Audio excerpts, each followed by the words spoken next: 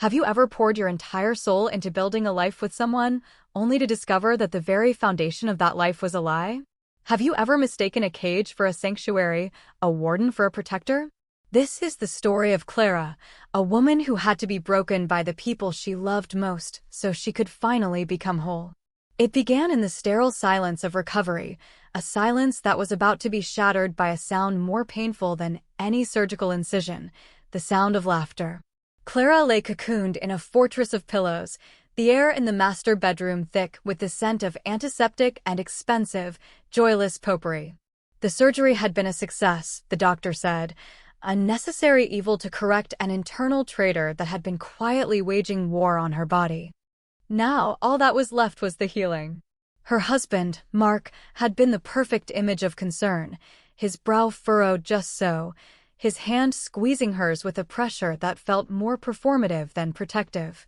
Her mother-in-law, Eleanor, had descended upon their pristine home like a hawk disguised as a dove, shooing Clara towards bed with a relentless, sugary insistence.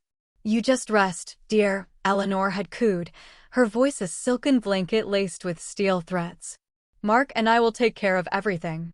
You've been through so much. You don't need to lift a single finger." Clara had felt a wave of exhausted gratitude. She closed her eyes, surrendering to the promised peace, to the care of her family. She had always been the caretaker, the planner, the silent architect of their lives. For once, it was her turn to be looked after. The house they lived in, a monument of glass and minimalist furniture, had been her project. She had overseen the design, chosen every cool slab of marble, every stark piece of art. It was supposed to be their shared dream, but lately, it had begun to feel like a showroom for Mark's success, a stage for Eleanor's matriarchal performances. Clara's touch was everywhere, yet she was becoming invisible within its walls. As the painkillers began to pull her under, a dull ache throbbed in her abdomen, a constant reminder of her vulnerability. But it was a clean, physical pain, one she could understand. It was the other, formless ache, the one that had been growing in her heart for months, that she couldn't name. It was the feeling of being an accessory in her own life, a beautifully maintained placeholder. She trusted them. She had built her world on the bedrock of that trust. Mark, her charismatic, ambitious husband. Eleanor, the formidable woman she had tried for a decade to please. She drifted in the gray space between consciousness and sleep, her body heavy, her mind blissfully blank. And then she heard it. A sound from downstairs, faint at first, that cut through the fog. It was laughter. Not a gentle chuckle, but a full, unrestrained burst of mirth. It was Mark's laugh, deep and booming, intertwined with Eleanor's higher, sharper cackle. A cold dread, far colder than the sterile air in the room, seeped into Clara's bones. They thought she was asleep. They thought she was helpless. And in that mistaken belief, the masks were beginning to slip. Clara's eyes snapped open in the dim light of the bedroom. The laughter from downstairs wasn't winding down, it was escalating, punctuated by the clinking of glasses. Ice against crystal. A celebration. What were they celebrating? Her successful surgery? The thought felt hollow, untrue. She held her breath, every nerve ending suddenly alive and screaming. The pain in her abdomen flared, a sharp, hot protest as she strained to listen, to decipher the words weaving through their cruel melody of joy. "I'm telling you, Mom, it was perfect," Mark's voice boomed, stripped of the gentle concern he'd worn like a costume just an hour before. The look on her face. So grateful. So dependent. Eleanor's reply was a blade wrapped in silk. "Of course, she is, darling. She is nothing else. We've made sure of that. You've built an empire, and she thinks she's the queen, when she's really just the pretty, fragile doll sitting on the throne, a doll." The word struck Clara with the force of a physical blow. She pressed a hand to her mouth to stifle the gasp that threatened to betray her. Her mind, a loyal dog, tried to reject the words, to twist them into a misunderstanding. But her heart, the part of her she had long ignored, knew the truth instantly. This was real. This was happening. "And this new project," Mark continued, his voice swollen with pride, "Harrison is going to eat it up. He'll never know the best ideas came from my sleepy little wife's notebooks. The air left Clara's lungs. Her notebooks. The leather-bound journals filled with her late-night thoughts, her market analyses, her strategic frameworks for his architectural firm. She had thought they were conversations, a partnership. She would brainstorm, and he would execute. She was the roots, he was the tree. That's what he had always told her. Now she heard the truth. She wasn't the roots. She was the soil he was mining, taking what he needed and leaving the rest barren. She's clever, I'll give her that, Eleanor conceded, her tone dripping with condescension. In a quiet, little woman sort of way. It's important she feels useful. It keeps her from getting ideas of her own. This surgery couldn't have come at a better time. Keeps her right where we need her, in bed, resting while you close the most important deal of your career. It's almost poetic. The casual cruelty of it, the calculated, long-term deception, was breathtaking. It wasn't a recent development. It was a strategy. They weren't just taking from her, they were actively managing her, containing her, ensuring she never realized her own power. The laughter erupted again, and this time, Clara heard it for what it was, the sound of vultures feasting on a life they had slowly, deliberately bled out. Her life. The sterile, cold room suddenly felt like a tomb, the designer bed a sarcophagus. And the people downstairs, her family, were the ones who had buried her alive. The waves of their laughter subsided, replaced by the low murmur of their continued plotting. But Clara heard nothing more. A roaring silence had filled her head, drowning out everything but the frantic, panicked beating of her own heart. The physical pain from her surgery was a distant echo, a faint star eclipsed by the supernova of betrayal that had just detonated within her. She lay perfectly still, her breathing shallow, feigning the deep sleep they believed she was in. Her body was a prison of stillness, but her mind was a whirlwind of agonizing clarity. Every memory of the past 10 years was being replayed, recontextualized through the horrifying lens of this new truth. The Time Mark had dismissed her suggestion for a company restructuring, only to present it as his own stroke of genius 6 months later, telling her, "See? I told you I had it under control." The way Eleanor would praise her for her hostessing skills, her impeccable taste, her supportive nature, always framing her worth in terms of how well she serviced Mark's life and career.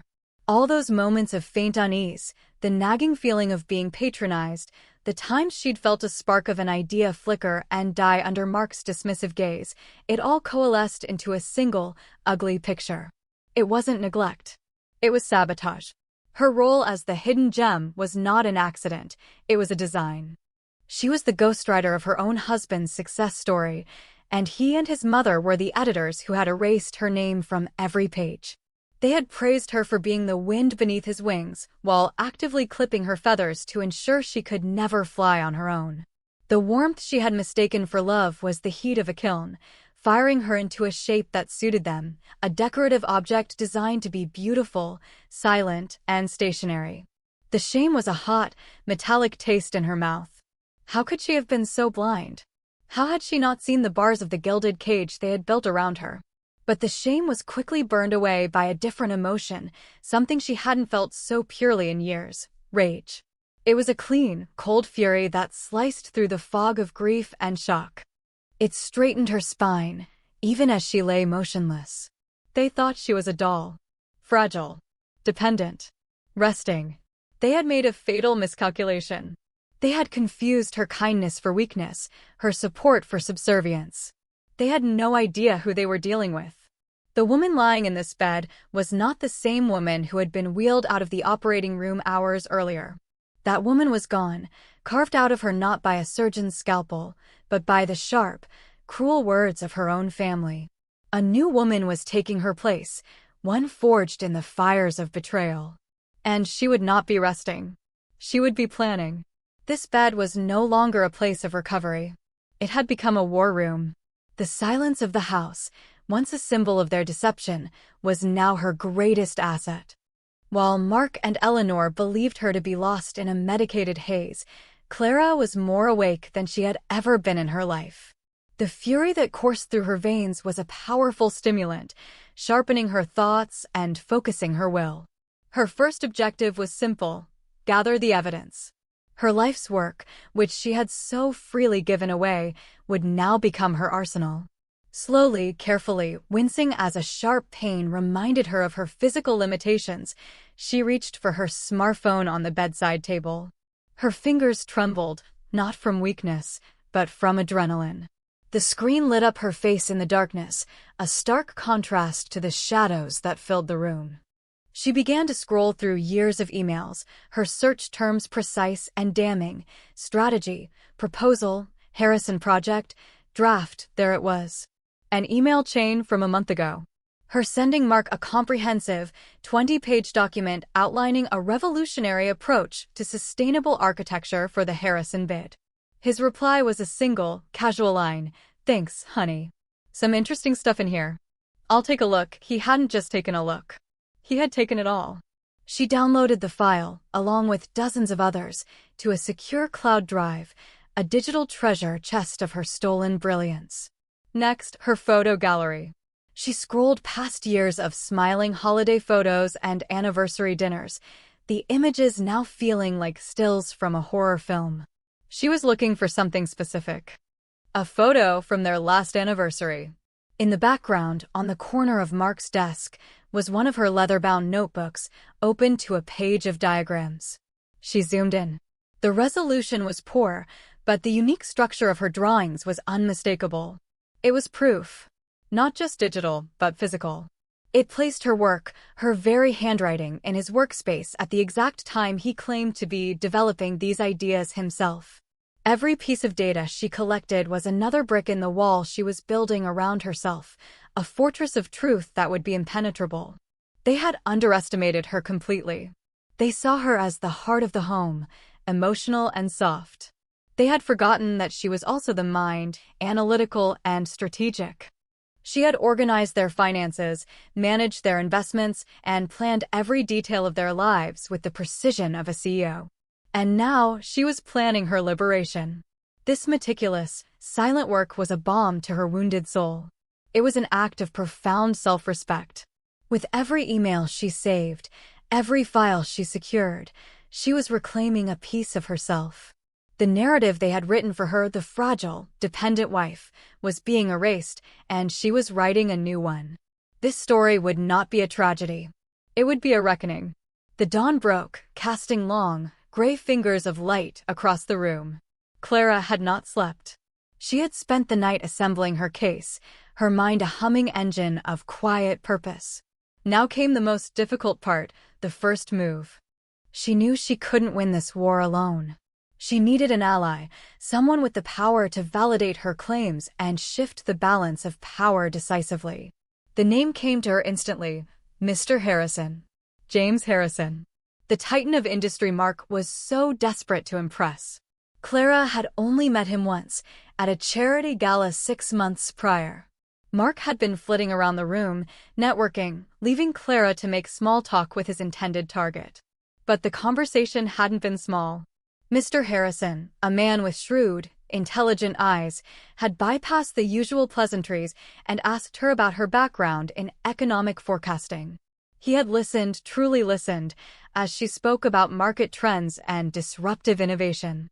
She remembered the look on his face, not the polite indulgence she often received, but genuine, intellectual curiosity. At the time, she had deflected his praise, redirecting the conversation back to Mark's firm. It was second nature, a habit born of a decade of diminishing her own light to make his shine brighter. Now, that memory was her lifeline. She found his contact information in an old email thread about the gala. Her heart pounded against her ribs as she composed a message. She couldn't call, her voice might betray the strain. An email had to be perfect, professional, poised, and with just the right amount of urgency. She wrote that she was following up on behalf of Mark regarding the upcoming pitch. She mentioned a critical strategic addendum that she felt was vital to discuss before the formal presentation. She suggested a brief preliminary video call, just the two of them, to ensure the final pitch was as robust as possible.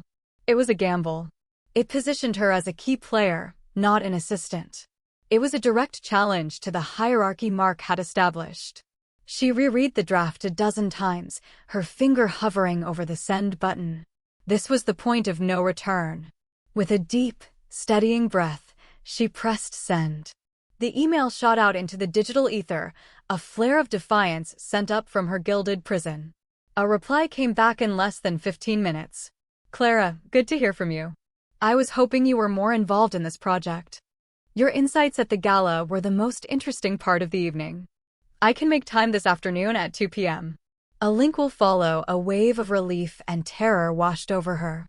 He remembered. He saw her. The catalyst had taken the bait. Now she had to prepare. The doll was about to come to life, and she needed to make sure that when she did, she was ready to burn the whole dollhouse down. The day crawled by with agonizing slowness.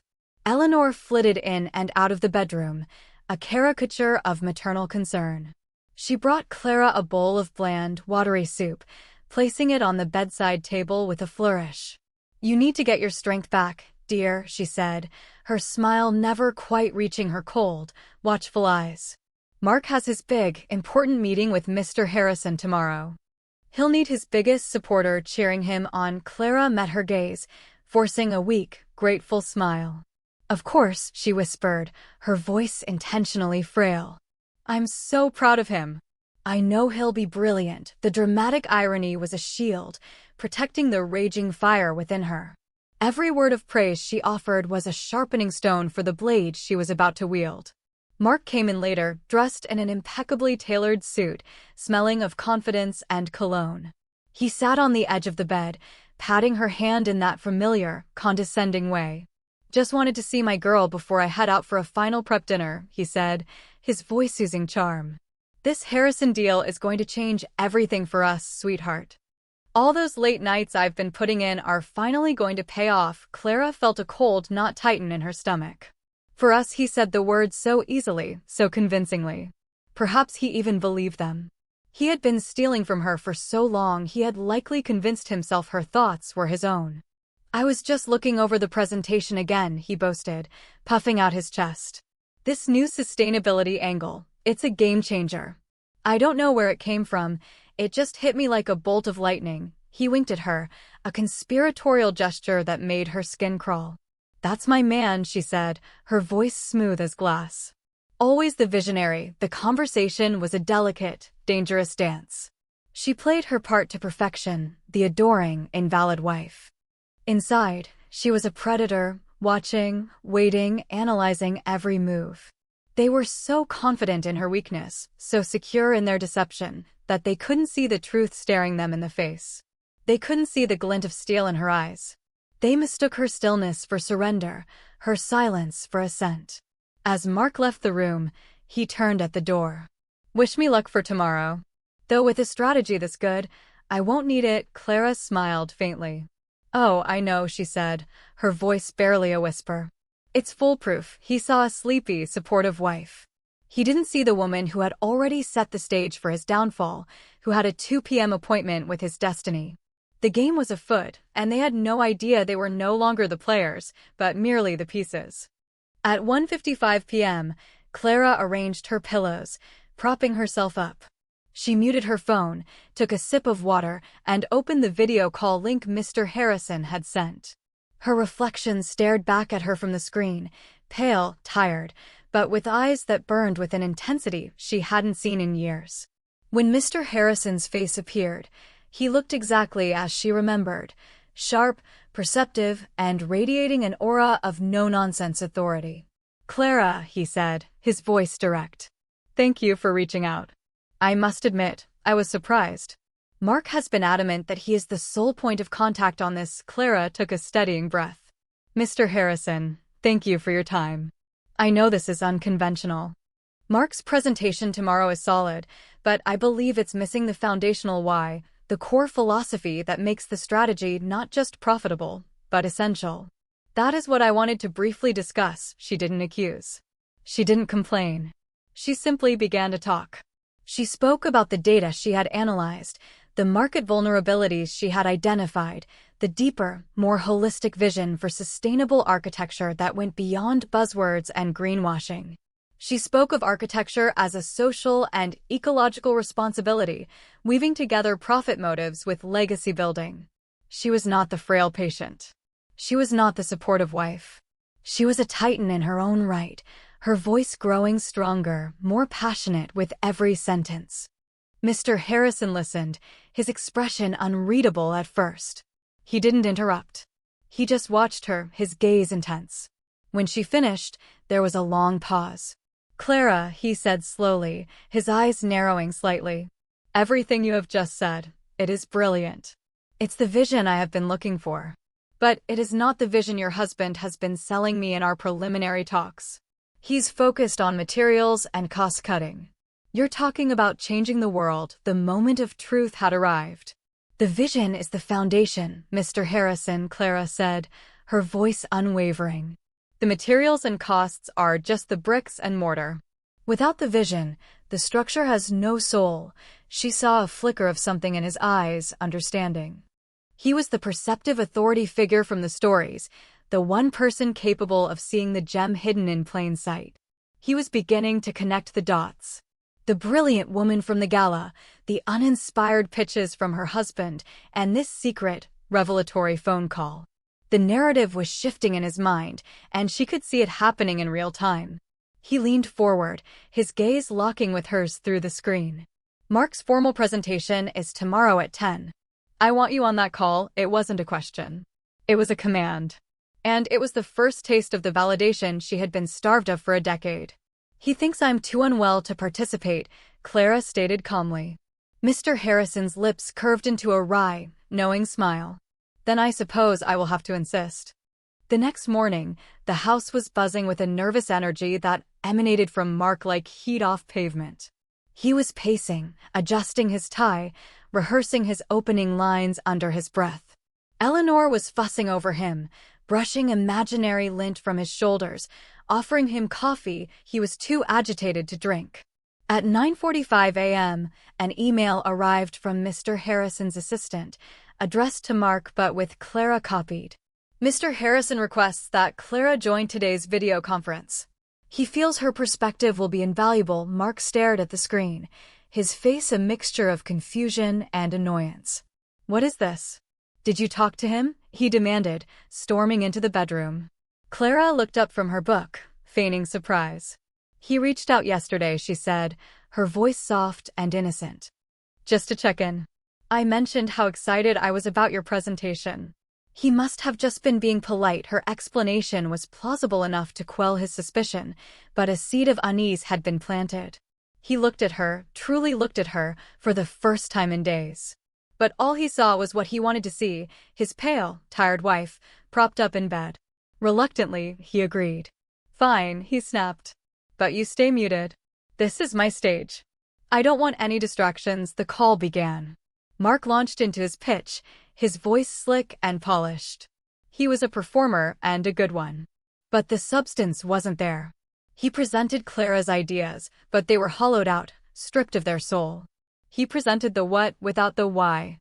Mr. Harrison's face, projected on the large screen in their home office, where Mark was presenting, was a mask of polite neutrality. But Clara could see the impatience in his eyes. He let Mark finish his spiel on sustainable materials. Then he interrupted. "Thank you, Mark.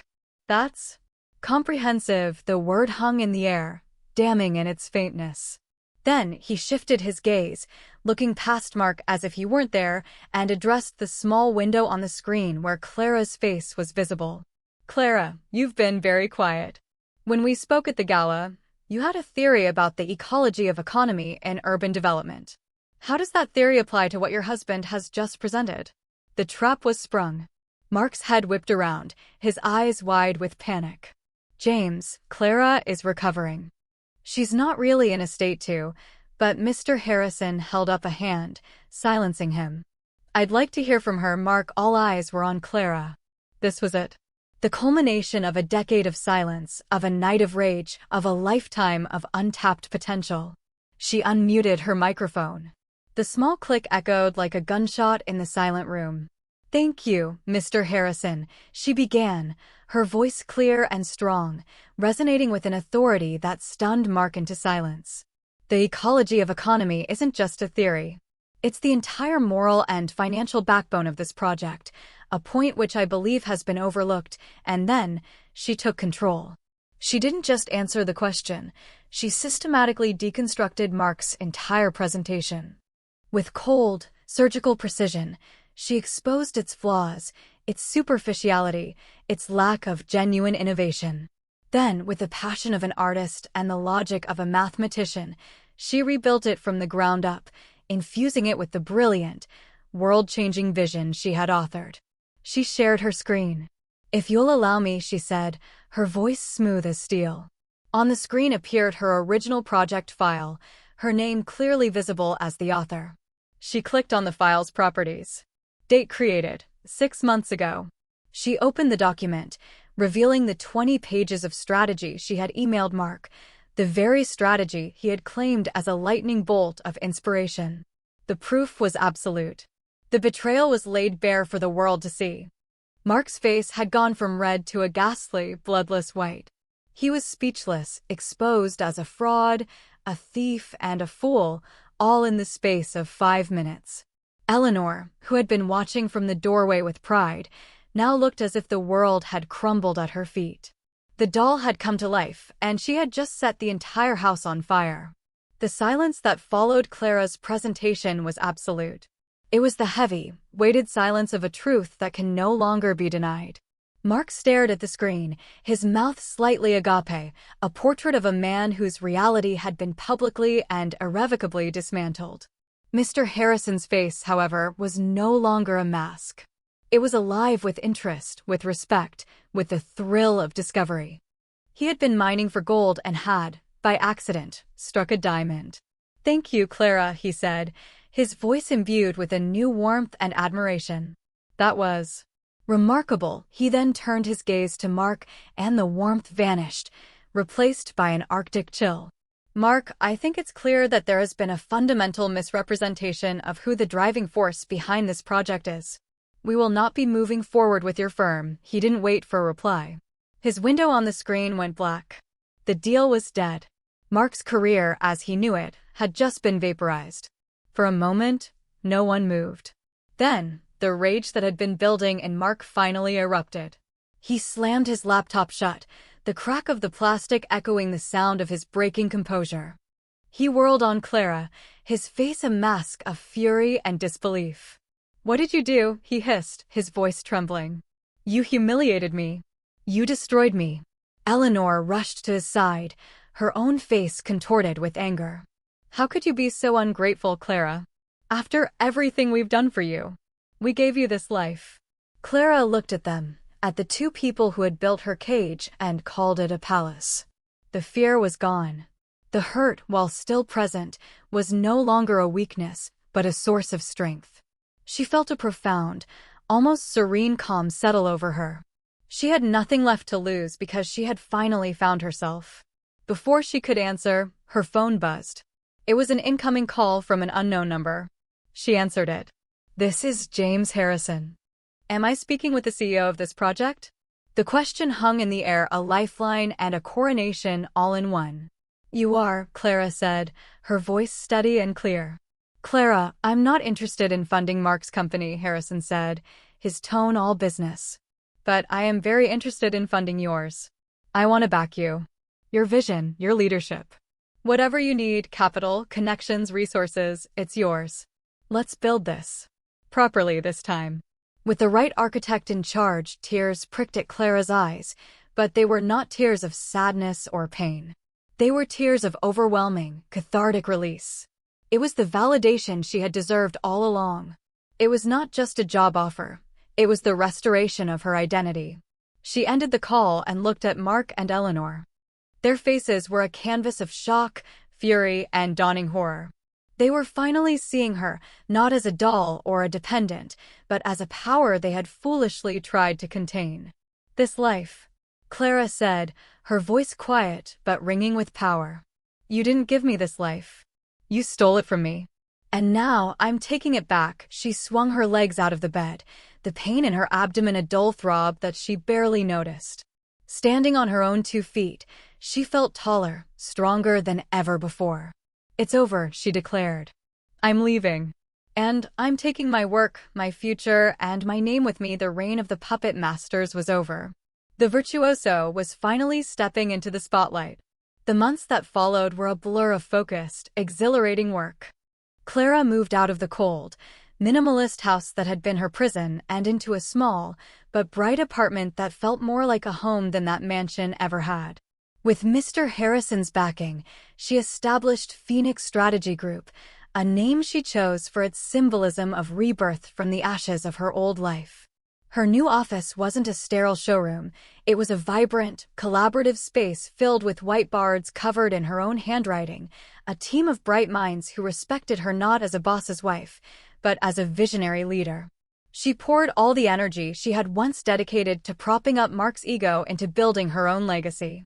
She worked with a ferocity born of reclaimed purpose. Every successful pitch, every signed contract, every breakthrough was a testament to the power she had always possessed. She heard through mutual acquaintances that Mark's firm was floundering. Without her strategic mind to guide it, the company was exposed as a hollow shell, a well-marketed facade with no foundation. He tried to claim she had stolen his intellectual property, but the digital trail she had so carefully preserved made his case impossible. He and Eleanor became ghosts in her past, their betrayal no longer a gaping wound, but a scar that served as a permanent reminder of her own strength. One afternoon, while looking out her office window at the city's skyline she was now helping to shape, the narrator's voice returns, speaking not just of Clara, but to all of us. Sometimes, the most devastating betrayals are not the end of your story. They are not a sign of your weakness, but a painful, violent awakening to the strength you were forced to keep hidden. Sometimes, the people who try to bury you do not realize that you are a seed. The laughter that is meant to mock you can become the very thing that shatters the ground above, allowing you to finally reach for the sun. Clara's story is a testament to the incredible power that lies dormant within us, waiting for the moment, however painful, that will force it to ignite. Her journey from an invisible architect of another's success to the celebrated builder of her own empire reminds us that our worth is not determined by how others see us, but by how we choose to see ourselves. It teaches us that the most important foundation we can ever build is the one forged from self-respect and unwavering belief in our own voice. Her cage became her cocoon, and the betrayal was the force that allowed the butterfly to emerge. So, if this story resonates with the quiet strength you hold inside, share it with someone who needs to be reminded of their own power. Remind them that their voice matters, that their ideas have value, and that their spirit is unbreakable. Let it be a message to never let anyone, no matter how much you love them, make you feel small in your own life. Because your story is yours to write, and you deserve to be the hero.